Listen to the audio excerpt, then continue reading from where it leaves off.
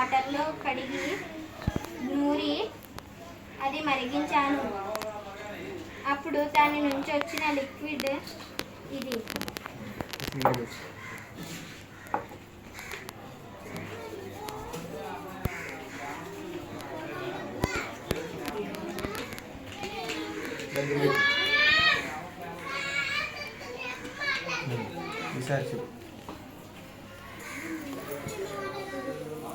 ఇప్పుడు నేను ఈ టెస్ట్ ట్యూబ్లో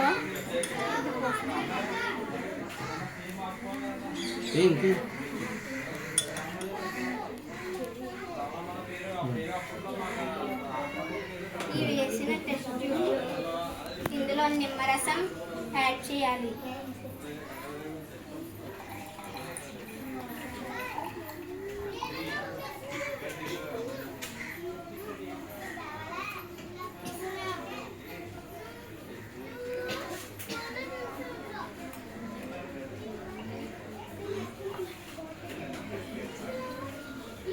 ఇది ఎరుపు రంగులోకి మారింది.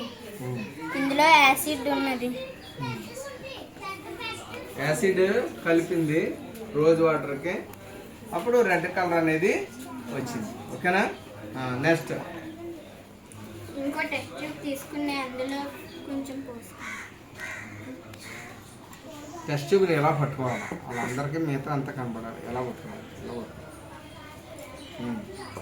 ఈ టెస్ట్ ట్యూబ్లో బేస్ యాడ్ చేయాలి.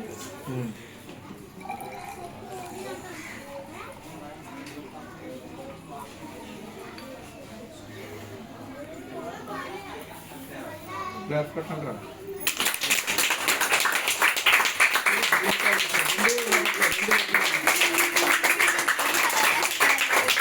ఇక్కడ యాసిడ్ కలిపినప్పుడేమో రెడ్ కలర్ వచ్చింది,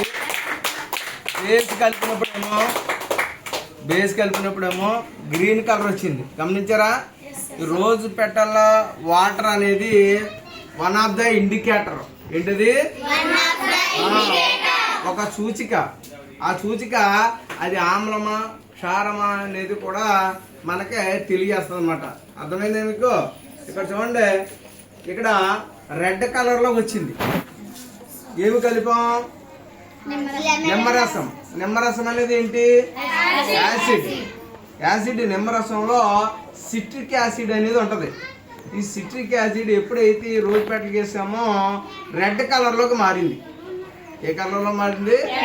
రెడ్ కలర్ కి రావడం అనేది జరిగింది. పట్టుకో. అలాగే వేరొక పరీక్షణాళికని తీసుకొని ఈ పరీక్షణాళికలో ఆ రోజ్ పెటల్ వాటర్ వేసిన తర్వాత మనం ఏం చేసాం? సోపు వాటర్నే ఇందులో వేసాం. విమ్ సోప్ అంటారు కదా, లిక్విడ్.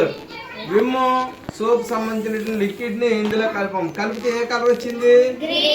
గ్రీన్ కలర్ వచ్చింది. ఏ కలర్ వచ్చింది? అంటే రోజ్ పెటల్ అనేది వన్ ఆఫ్ ద ఇండికేటర్. ఏంటిది? ఇండికేటర్ అంటే సూచిక మాట. దాన్ని ఉపయోగించి రోజ్ పెటల్ వాటర్ని ఉపయోగించి అది ఆమ్లమా క్షారమా అనేది మనం ఈజీగా చెప్పచ్చు. అర్థమైందా? తర్వాత ఈ సూచికలు ఏంటంటే సహజమైన సూచికలు. ఇవి సూచికలు రెండు రకాలు. అర్థమైందా? చూడండి, టూ టైప్స్ ఆఫ్ ఇండికేటర్స్. ఒకటి ఏంటంటే నేచురల్ ఇండికేటర్స్, ఆర్టిఫిషియల్ ఇండికేటర్స్. అర్థమైందా?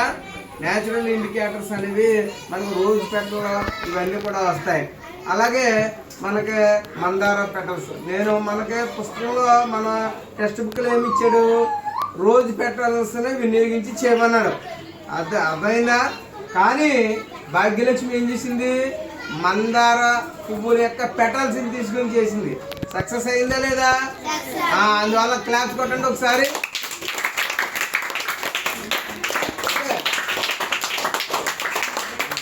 ఓకే.